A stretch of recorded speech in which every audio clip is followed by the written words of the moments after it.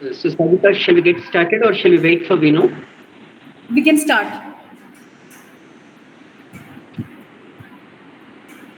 Okay, yeah. So, Rajal, are you ready? Yeah. For the recording? Thank you so much. Yeah. Yeah. Thank you so much, Rajal. So, thank you, everyone, and sorry to have kept you waited. We are 7 minutes past.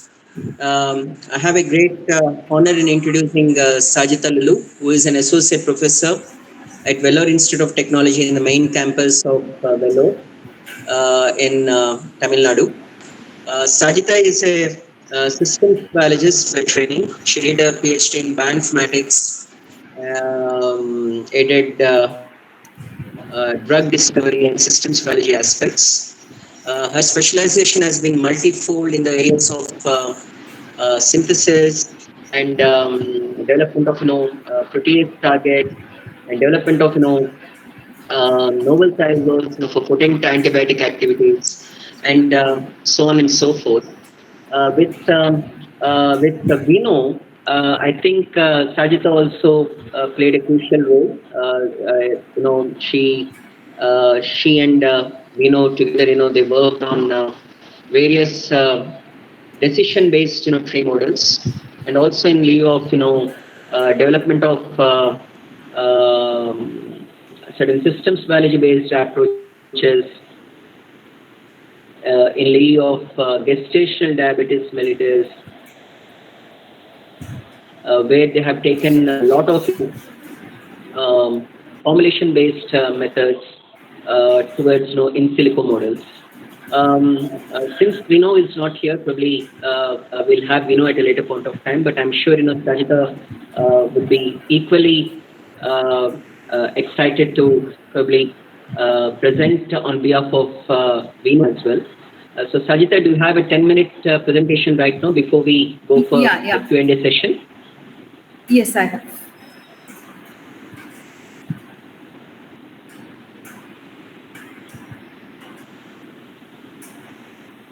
Sajita? Yeah, I'm just presenting, just sharing the screen. Sajita, could you hear me, please? Yeah.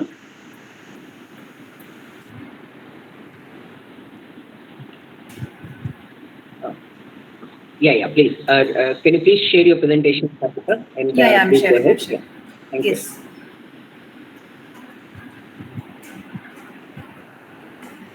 Thank you. Yes.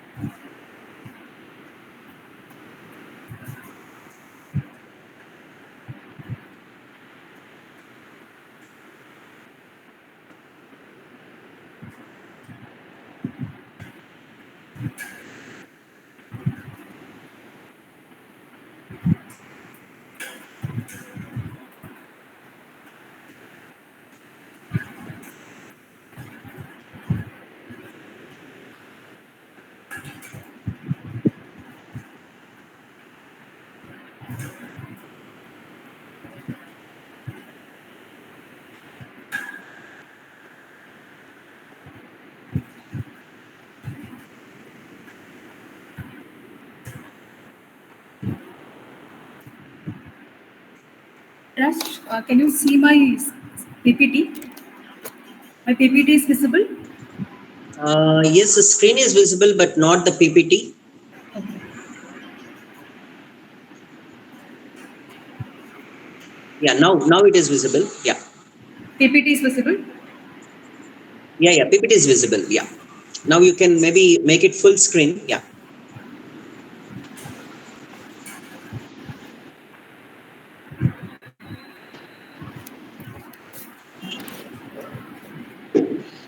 It's visible, right? Yes, yes, yes. Yeah. Yes. So, good evening, everyone. And sorry for making you wait for such a long time. And I would like to thank Dr. Prash for the kind invitation and for giving us this opportunity. And due to another meeting, Vino couldn't join today.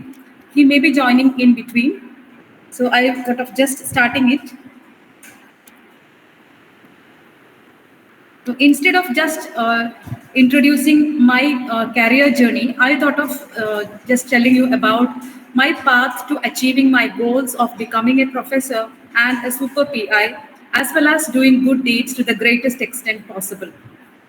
Why I'm talking about on the path, like I know, like I have reached a small position of associate professor, and which may not be a great according to many people who are here in this panel, but for me it is definitely a very great position, as I have crossed a lot of hurdles to reach this level from my basic schoolings to this particular level.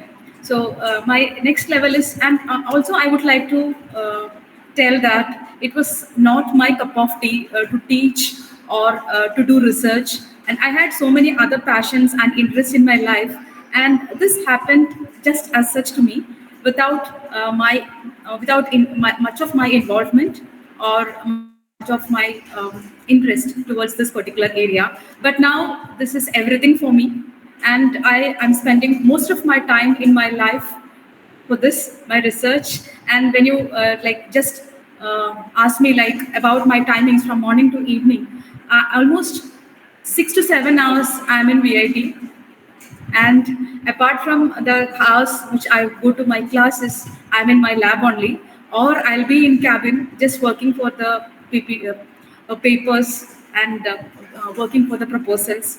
So I could say like I'm happy with what I am today, but I have crossed a lot of struggles to reach this position also. So that is why I have chosen the title as On the Path to Achieving My Goals of Becoming a Professor and Super PI. My next level of interest is to become a professor and also a super PI. By super PI, I doesn't mean just a principal investigator of a small project, but my dream project, as well as doing good deeds to the greatest extent possible. This is my social responsibility, which is not a part of my career. And social responsibility means it's not to just show off what I can do to the society. It is just from my heart and how I can help. It may be a very small help, but how it will be important to some other people, that's what I'm concentrating more on. And I would like to share very finest lines that I have picked up over the years. Vidya dadadi vinayam, vinaya dhyadi patradam, patratwadhanam aprodi, dhanat dharma tadasugam. So by Vidya, it doesn't mean education, it is just knowledge. And knowledge gives us wisdom and also discipline. And through discipline, we are getting worthiness. And when we have this worthiness, we will be getting lots of wealth. And through wealth, we can do lots of good deeds, and by which we can attain happiness and also pleasure or joy, whatever. And as far as I am concerned, I have born in a very small village in Kerala, in Palakkad district, and I had all my basic education in Kerala from my schoolings till my 12th standard in CBSE board. And then when I want to speak about my learning style and recreations, as I have told you earlier, like I had lots of passions in my life. And I could say proudly that more than learning science for 3 years BSc and 2 years MSc, and my PhD again for 3 years, and now the career after that, I have spent a lot of time for my passion, that is dance. So, as far as my lifestyle choices are concerned, I'm very much interested in public contact, and I'm a very socially responsible person, and this I have learned from my mother and from my family. And I can say openly that we have to work to earn. It's not only a social service. If we have to do social service, definitely we have to earn. So we have to work and then we have to earn. It's not that we are just earning, but by just showing as if we are working. It should not be like that. It won't be getting digested. So we have to work as much as possible and then we have to earn. That is my concept. And then profit and gain are more important. We are working, we are earning, and we have to gain so many things, not only money, apart from money. And we may think that we need to have fame, above money, we need to have so many other things in life, working with others in a very cooperative environment. And as far as my recreations are concerned or my hobbies are concerned, I would like to write short stories and poems. And I'm doing it for a long time from my schoolings. And I continued it for my college and also my PG. And then now also I'm doing it, and I'm just making I'm a part of small albums which are getting published. And then regarding my other passion, as I have told you, dance, that is my life, and I can say that is my breath also. So I have learned Bharatanatyam, Mohiniyattam, and Kuchipudi for so many years, almost 16 to 17 years, and now also I'm learning Kuchipudi. Without that, I cannot think of a day. And then I would like to develop leadership listening. That is another quality or strength that I can say about me. Like I would like to listen, not only to research videos or that is what I'm listening, of course, more. But still, I would like to listen to other poets and also other socially relevant talks. And I would like to take a decision by thinking about the goals that I have in my life, not just with respect to a particular situation. I would like to think more and then to take a decision in my life. And I definitely love creative thinking. And now I like to tell you about my roots of learning. I have done my schoolings from MES English Medium Senior Secondary School, Kerala. And then I have gone for my bachelor's in zoology from uh, SNGS College, Patambi. It is under Calicut University. And then I have moved to Bharatadasan University for doing my master's in bioinformatics. And then I had got a good training from Cesaris Software Bangalore, it's in Jayanagar. So from where I have learned the basic concepts of pharmacogenomics, cheminformatics, etc. And especially, I couldn't forget my guide there, Dr. Naveen Kulkarni, who taught me the basics of pharmacophore mapping, fingerprint designing, quantitative structure activity, relationship studies, all those things. And then I have moved to VIT for doing my PhD. So from PhD, I am in VIT only. From 2006 till today, I am working in VIT for the past 17 years. And I can say, like, I didn't had a single day where I felt bad about being there. So VIT is almost everything for me. And when I have to talk about my research, I started doing my PhD in 2008. And my time was 2008 to 2011. I did my PhD under Dr. Panchasharan Kangi, and he is now the editor of Bioinformation Journal. And he taught me all the basics of research. He taught me how to make a good PPT, how to make a good Excel graph, and how to generate different types of graphs, how to make a good table for a paper publication, and so many things I have learned from him, not only for research, but so many other things. How to be kind to the society, and he is a very socially responsible person, and he takes care of lots of people in and around him in Pondicherry. And like from him, I have learned so many good qualities. And the major publications that I had during my PhD are these four: structural features for homodynamic folding mechanism, decision tree model for prediction of homodynamic folder mechanism, types of interfaces for homodynamic folding and binding. And now I'm in systems biology lab, and two faculties are there. One is Dr. Vino, and he is my husband. And we both are there, and we have 12 students working as PhD scholars now in VIT in systems biology lab. And regarding the scholars who have completed their PhD from our lab, my scholar, Dr. Kapita, she's now in computational biology. She's a computational biology researcher in GenConf in New Westminster, British Columbia, Canada. And the second person may be very familiar for all of you, like she's Dr. Madhusmita Rao.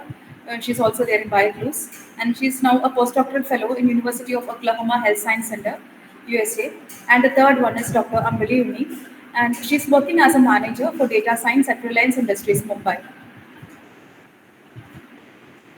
And regarding the works done by these scholars, Tapita, she was working in lung cancer, and especially she was looking at the major transcription regulatory network motif, which are very keenly associated with lung cancer associated pathways.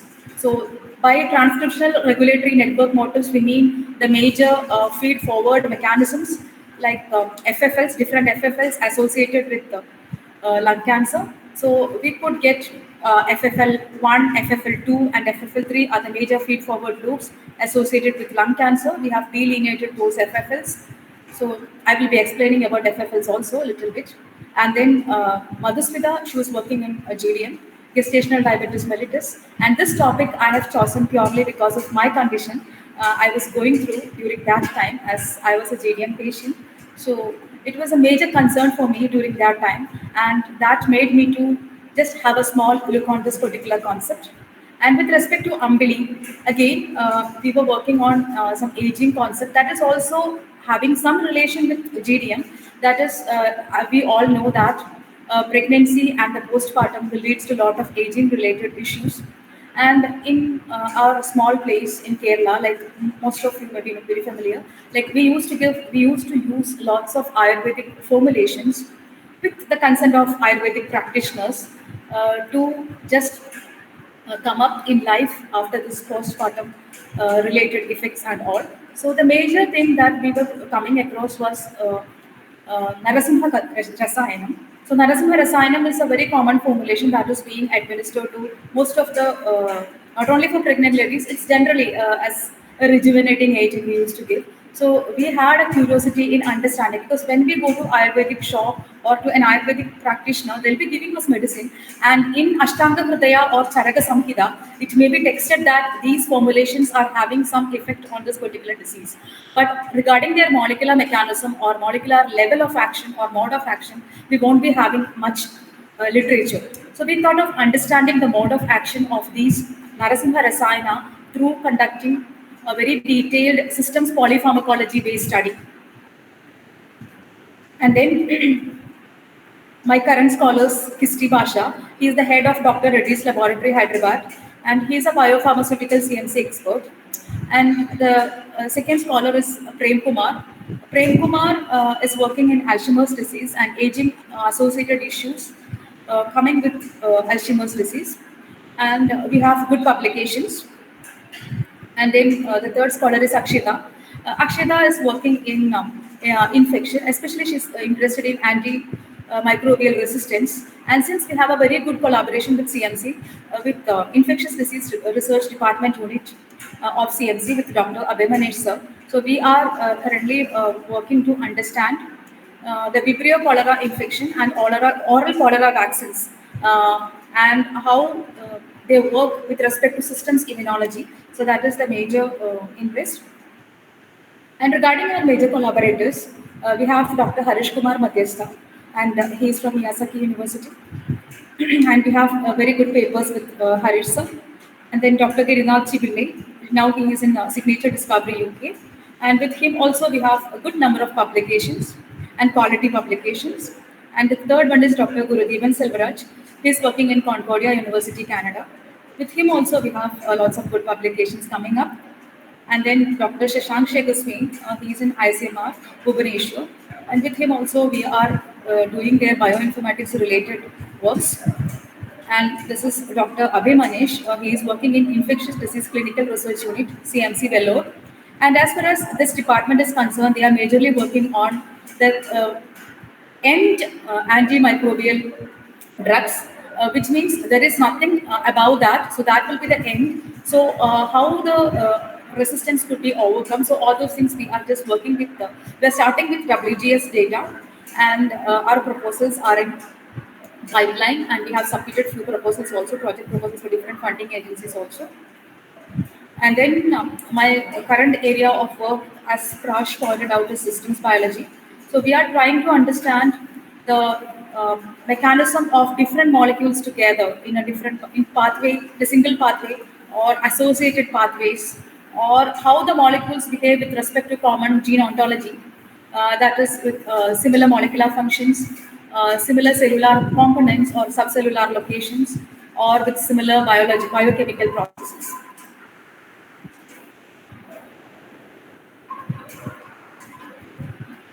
So we studies the relationships and interactions between various parts or components of a biological system. As you all know, till now we had molecule-based study. We were concentrating much in bioinformatics with respect to single compound to single molecule and how they interact physically, and how the studies could be explored through molecular docking and molecular dynamic simulation experiments.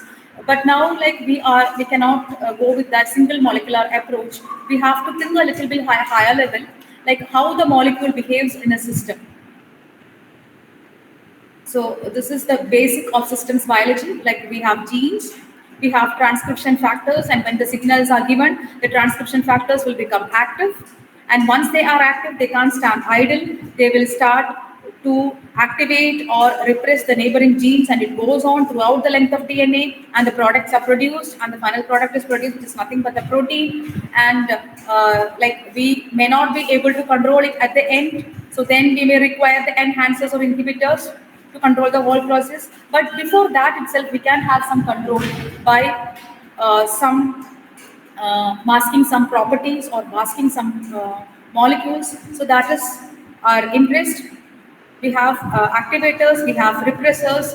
So these are the different scenarios when an activator is bound, and when the activator bound gene is on, and when the gene is off, and unbound repressor and bound repressor. We have simple regulations and negative auto regulations, like one gene activating the other. Negative auto regulation means one gene negatively regulating the same gene, or it can also positively regulate the same gene, which speed up the regulation. This is what is meant by a feed forward loop. So this is what we are delineating from big networks that we are creating, like how they behave in a system. So if, for example, if we have three genes X, Y, and Z, when X receives the signal SX, it makes Y to be active, and when Y receives the signal SY, it makes Z to be active. So we have X and Y, and you can see an AND gate in between. When the AND gate is present, we have to understand that both X and Y are equally required to produce the gene Z. So if X is present, Z can't be produced. Y is present, Z can't be produced. Both X and Y should be in equal amount. So that's what I have shown in the next graph. You can see you have X produced with a signal SX, then Y, then Z. So when X is produced, we can see Y is also produced. When X is produced, Y is also produced. But when Y is produced, you can see Z is not immediately produced. It is waiting for a small time, that is called as time delay, and then only Z is produced, because it has to cross the threshold. Both X and Y should be in equal concentration, then only Z will be produced. This is with respect to time and space also. And similarly, we have integrated circuit where we will be having multiple FFLs, like we will be having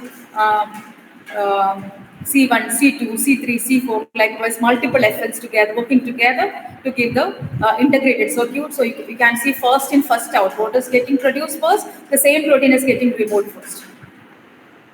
And as far as systems biology methods in drug discovery, it is majorly used to understand the pharmacology. That is how a formulation, because if we have a formulation, as I told you, it's very easy when you have a single drug to understand its mode of action with the target. But when you have a formulation, it will be having so many compounds inside that. So these compounds will work together. So it is very important to understand their molecular targets and interacting partners of these molecular targets, and what are the different pathways in which these molecules are associated, and what is their gene ontology. So we have to understand the molecular function, biological process, cellular component, and then we have to understand the transcription regulatory elements also, like transcription factors, miRNA molecules, all the association, and then only we will be coming up with a particular result. And also, it is equally important to understand the transcription regulatory network motifs, like whether the motif is C1-FFL or C2-FFL or C3-FFL, or it is an FBL, or it is a SIMS, is nothing but single input module, simple input module. So only one signal will be there, and for which you can get multiple outputs or you can get single output. You have Wi-Fi networks. So lots of transcription regulatory network motifs are there. So we can delineate the shape by which it is giving you the transcription regulatory network motif from a big network. And then we can analyze like which gene is responsible and whether they are working together, whether they are activating, whether they are repressing, or they are acting as negative autoregulators or positive autoregulators. We can understand the protein-protein interactions. We can understand big network, because it's not very easy for the first time when you see a very big network. We will be having only just nodes and edges and lots of interconnections. So as any computer network, it will become a very tedious process. And then through systems biology, we can understand the topological features of the network as we use for any computational network. We can understand the topological features, and then we can come up with the centrality measures, and then we can understand which is the most closely interacting gene or the hub gene, and for which we can find out the pathway, and we can come up with a novel mechanism. And now we can see lots of papers are coming up with some other features other than topological features of a network, like and really looking the features, the molecular features in a network. So many features are being traced out, and for which the genes are being classified using different classification techniques, classification algorithms. People are using machine learning based algorithms, and then deep learning based algorithms, and also some Keras based classifications also.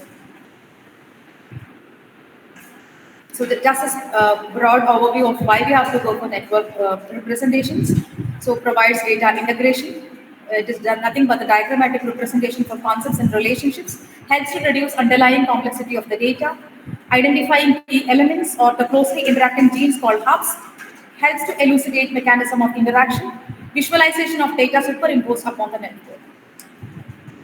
And as far as we are concerned, we are majorly going with polypharmacology. And I would just tell you why Ayurveda is a very important input for systems polypharmacology from a small line which is given in Ashtanga Hridaya. Yasya tasya taror moolam yena kenavi mishritam yena kena pradatavyam yadva tadva bhavishyati, which means any herb mixed with something else and administered in any way will produce something. So it's not just about the mixing, how it is mixed and how it is administered also plays a major role in Ayurveda. But it is not being told about the molecular level of interactions, molecular level of actions. So to prove Ayurveda scientifically, we have to take a lot of efforts, and we should make it public. That is the mode of action of each and every formulation that is being given to Ayurvedic practitioners. So this is how it works. We have a genomic space, chemical space, and disease space, and a pharmacological space also. And we will come up with drug target networks, then biological networks, then omics data is getting integrated, and network pharmacology applied to polypharmacological studies, drug repositioning, side effect prediction, drug resistance, and drug discovery. And this is one of the publication that I was mentioning that we have for this systems polypharmacology work, developing a molecular roadmap to Narasimha Rasayana, a system polypharmacology approach. Thank you. Thank you so much, Sajitha. What a wonderful and scintillating presentation. Thank you, It was a Prash. wonderful overview of all those kind of things. So what we'll do during the next probably 30 minutes is I'll ask some questions extempore, and we'll also have some Q&A session from the audience. Wish Vino could have joined, but we'll definitely have him at a later point of time. What an incredible scientific journey, Sajitha.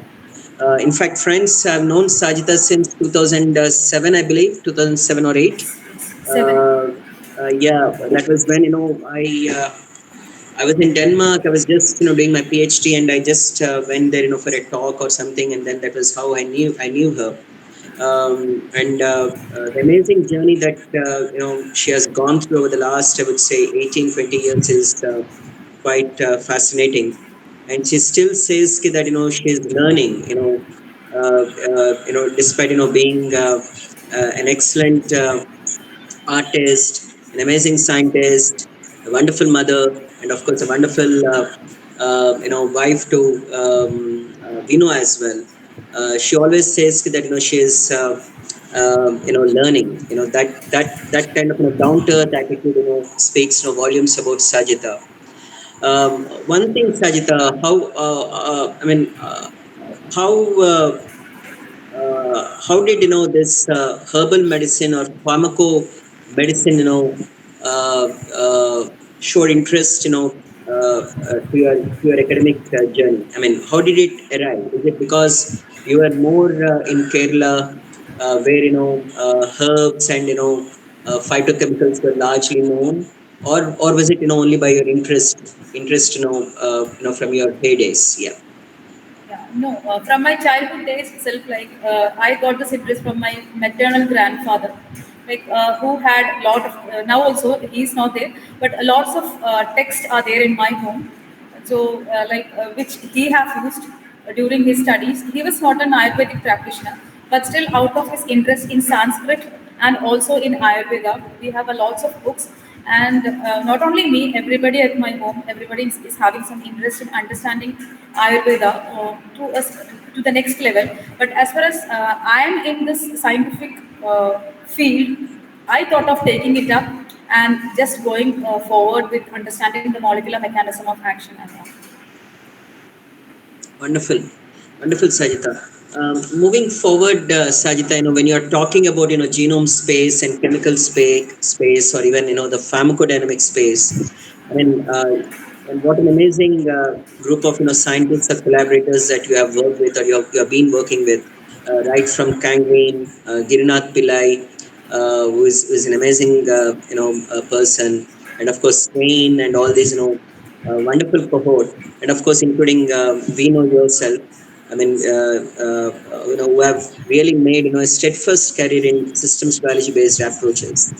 But if you really look about the chemical space in the realm of bioinformatics India, although there are many chemoinformaticists, there is no specific chemical space like tool where we can probably run through a cloud-based platform in the form of a flow chart, or in the form of an automated flow chart. Why is this? Why is this? We don't have any kind of a tool like a chemical space. What we used to have, something like for Taverna or Tevexa, or even for the Galaxy-based cloud interfaces. We cannot completely say that we don't have any tools for chemical space. Like we have even we can see lots of codes in GitHub, and we have lots of packages based upon Jupyter Notebook also to run classification of chemical compounds and also understanding their pharmacophoric features and also generating molecular descriptors. Previously, we just had eDragon software or Dragon, or few softwares for generating the molecular descriptors, and we had a limit, like to the maximum of some 3,000 descriptors only we could generate. But now, through this Jupyter Notebook, we can see we have lots of descriptors added to the platform. So we have, but apart from that, as Prash clearly pointed out, we don't have a global server like Galaxy. But I know people like Giri could do more to this particular area because they also have different softwares which are purely commercial, which are not free to the academic community.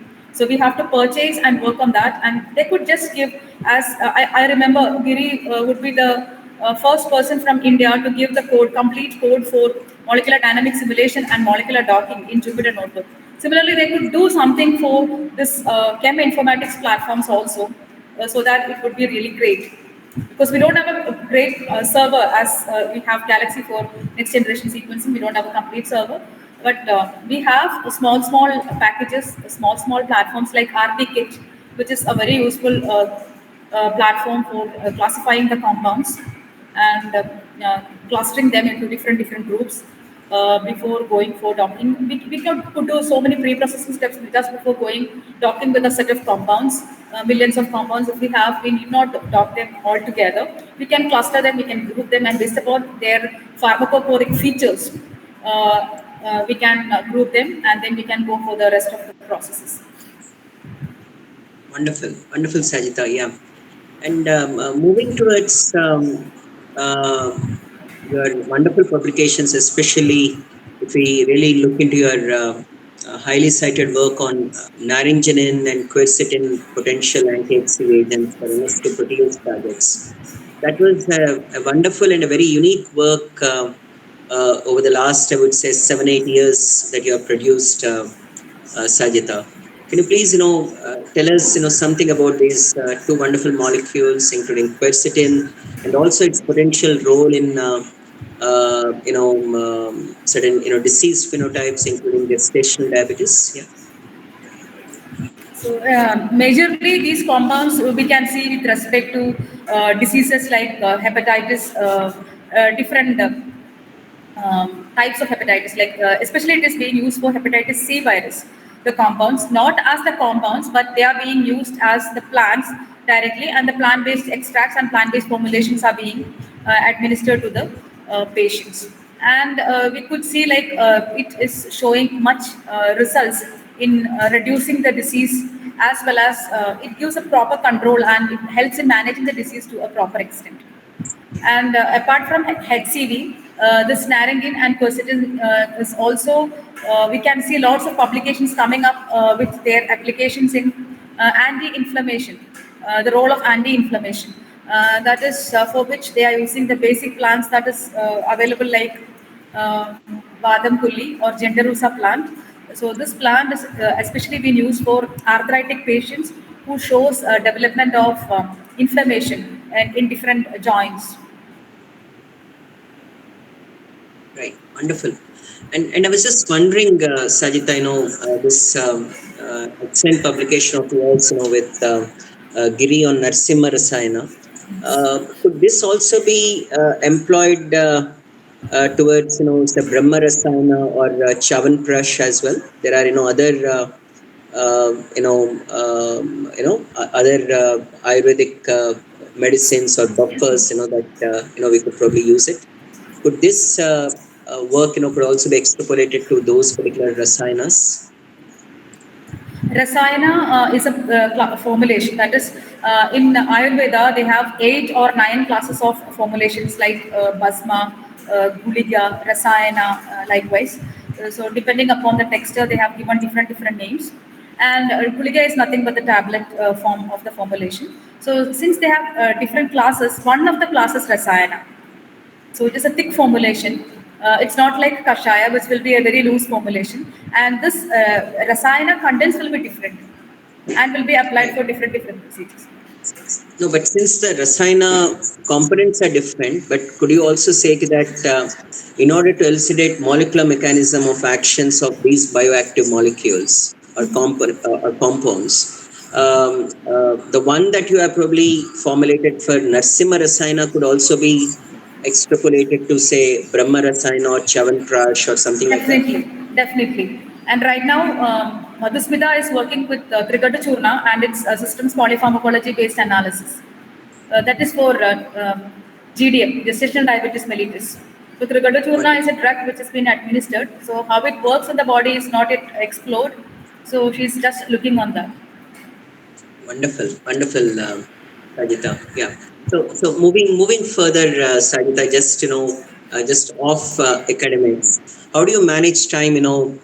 Taking care of your artwork and also ensure that your healthy work-life balance is taken up. Actually, it's not an easy thing, but now it's easy for me because without that, I'm nothing. So I used to start my day by 5:30, and I have my yoga class from 5:45. I'm doing my yoga class with Tara ma'am, and she's one of the pioneer in yoga in Kerala. So I'm doing my yoga for the past 3 years with her, and it will be going for 1 hour, and then I'll start my other household activities because my kids they are in school, and their bus will be coming by 8 o'clock. So I have to send them to school, and once I finish that, then I'll move to college, and then we will have everything there, like starting from our breakfast. Most days we will have our lunch also. It's not that I'm not concentrating more on the food that we eat. Definitely, I have very. I'm very disciplined with respect to the food. Like I'm pure vegetarian, and also I'll make sure that I'm not saying that non-vegetarian is not healthy, but still I prefer to have vegetarian, and also I make sure that my kids they will have more natural foods than artificial foods or the other things, fast foods, and I make them. I cook food for them also. But due to the activities that we have to discharge in college, the responsibilities, I have to be there in time. Both of us should be there in time. So we used to have our lunch also, if it's not possible. So likewise, we adjust, and every Saturday and Sunday we have dance classes. That is myself and both my daughters will go for the class, and I should thank Vino for that. That is from morning till evening, he'll be there in front of the dance class for taking care of them, and I'll be doing my dance at home. So we all will be busy, but he never showed any face like any dislike for doing all these things. He's also interested in art. That is another reason. Wonderful, wonderful, Sajitha. Just a quick couple of questions, Sajitha, before we move for Q&A from the audience. Sajitha, were there any disagreements in an agreeable way that you have put forth in your research area? Maybe it could be with your colleagues, or it could be with your seniors and all those kind of things. This is a very generalistic question and a very common question that I usually ask, because the current generation should learn how to agree to disagree, or how to disagree in an agreeable way. Yeah. It's very true. Like we have to be in a very amiable environment. It's not just the question of 1 day or 2 day. If we have to work in a particular environment, not in the same environment, even if it is different environment, it will be taken up to the other place, other geographical location also. Like if we are misbehaving, or if we don't know like how to tolerate certain things. Toleration in the sense not adjusting, but like as Prash correctly pointed out, how to disagree by agreeing. So, in a very polite way, without making them uh, without creating any enmity, we have to take care everything in a very amiable way, and we have to move forward. That is very very important in a society, not only in our academic or a professional area, but with respect to the other part of society, even in our family, we have to move in that way. People may call it as tactism, but it's not like that. That is very, very important that we have to learn. We have to be patient. We are not going to gain anything out of being impatient at certain instances. So we have to be very careful, and we have to think and speak instead of speaking and then realizing the fact. We have to think and then we have to speak. That's what I believe. Wonderful, wonderful, Sajita. And thanks to National Educational Policy, I know there is a 4-year BSc program also that has been introduced, and we have some wonderful curriculum that is coming up, and VIT, which is among the top 10 universities in India. You must be very much honored to have this. So, where do you see this BSc honors program, and taking up a direct PhD probably after BSc, instead of going for MSc? But do you think that the current generation could really augur well, keeping in view of the kind of ill patience that they may have? With due respect to them, I'm not trying to offend them, but do you see that the BSc 4-year honors program could really lead to a good PhD program? Actually, there is that nothing like BSc 4 years honors program. So we have BSc honors in agriculture. So it is not in School of Biosciences and Technology. It is coming under VIT School of Agriculture. And regarding the 5 years course, we have masters in food biotechnology and masters in biotechnology. That is a 5 years course. courses, and which is offered directly after the 12th standard based upon the marks that they are scoring in their class 12. And we have so many students joining after their 5 years masters in VIT and outside VIT also. And we could see like they are actually, in fact, they are learning more courses than the BTech Biotechnology students. For BTech Biotechnology students, they'll be having only 150 credits to complete their course. But for this integrated students, they'll be having 200 credits. So they are learning lots of courses. Even if they are studying biotechnology, they are learning all of the computational biology courses. They have Python, they have Java, they have AI in biology, they have machine learning for biology, they have precision medicine. So they have almost all the courses, and they will instead of making them a genius in one particular course, they are learning bit and bit about all the subjects, almost all the subjects. And now, as all of us know, PhD is nothing about concentrating on one particular area. We need to have knowledge in each and every area, and it works mainly as a multidisciplinary study. So they should be having knowledge in everything, and I think MSc students could do more than the other students if they are coming directly without doing separate masters and separate bachelor's degree. Wonderful, wonderful, Sajitha. When it's wonderful having you. I'll just Thank you, leave Prash. 1 or 2 minutes for any Q&A session from the audience. So, friends, it will be a great honor, if you interacted with Sajitha. So, anyone of you have any questions, please? Yeah?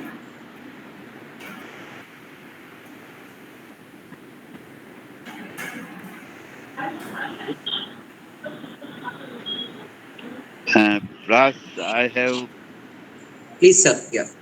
to seek some information, not in the form of a question, but I've seen the course curriculum of VIT and interested to know about AI program, artificial intelligence program, and I think it is a recent induction. And Yes. how Sajita would like to comment on it and advise about the people who might like to opt for it. Yes, sir. Yeah. Right. Sajitha, before you begin, Nirmal Loya sir is a professor emeritus at University of Rajasthan in Jaipur, and sir is also an advisor. And yeah, please, yeah. Hello, sir. And sir, as you correctly pointed out, this artificial intelligence in biology is a very recently introduced subject. So it is going to work for the students who are in VIT from 2022 batch of BTech, as well as 2022 batch of MSc. MSc in all aspects, like MSc in integrated biotechnology and MSc in integrated food biotechnology. So all of them will be studying this artificial intelligence in biology. So it is coming actually as a step by step. Initially, they'll be getting few inputs about Python. They are studying Python and application of Python in biology, which means how to analyze a data set, that to a biological data set using Python, and what are the different Python packages available, and how to integrate Python into other environment like R programming. And then they will go with some Java packages. They are studying Java also, and where they will be coming up with like how to apply Java in visualizing something, especially for biological data sets. And then algorithms in biology. So all the basic machine learning algorithms are being taught here, starting from the k-means algorithm. And also they have deep learning algorithms apart from the machine learning. They will be studying both supervised and the non-supervised algorithms in machine learning, and also deep learning algorithms. And then they will move to AI, and where they will learn about lots of new novel concepts like how to work with cloud-based environment, how to work with Keras. So all those things they'll be studying in AI. Thank you so much. Thank you so much, sir. Yeah. Any other questions, please? Yeah.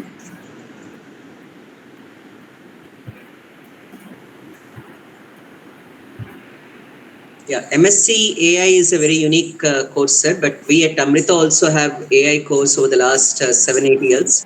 But that is for BTech program, not for MSc like VIT has introduced. That's a wonderful program that VIT has taken up. Yeah. Any other questions? Otherwise, I take this as a great honor in thanking Sajitha Lulu for her gracious presence In fact, she and Vinu and Kavita, who is here, and the professor from VIT, three of them are organizing Indian conference on bioinformatics, our flagship conference this year during November 23rd to 25th. We greatly look forward for that. I visited VIT at least 4 or 5 times. The recent occasion was last year, thanks to Sajitha who has invited me for a workshop that I was a part of. And VIT is an amazing place, an eccentric atmosphere. You feel like you're somewhere in a different world. And I'm sure this Inbix would really be the best Inbix in place. And hopefully we would have another Nobel laureate coming up for this conference. So if there are no questions, I would request everyone to switch on your camera for an excellent photograph with Sajitha, which will not miss. Yeah. Yes. Everyone, please. Yeah.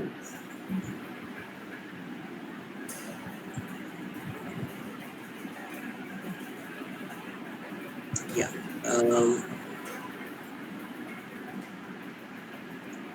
Sajitha, would you please stop sharing the screen? Yeah. So that we'll get all the photographs in one window. Yeah. Yeah. Oh, we have Sajitha students as well here. Prem and Akshita joining in the same window. Very good. Devi is also Surya is there. also there, guys. Yeah. Devi Surya is also there. Good to see you all. Yeah. You've got wonderful students, Sajitha. I Thank really you. want to. I really want to hijack them. Yeah. Maybe I'll hijack them to Africa University. Yeah, I can do that. I'm very good at hijacking people. Yeah. Okay. Yeah. So Nayaz, Kushi, Renuka. Yeah. Yes. Say cheese. Thank you so much. 3, 2, and 1.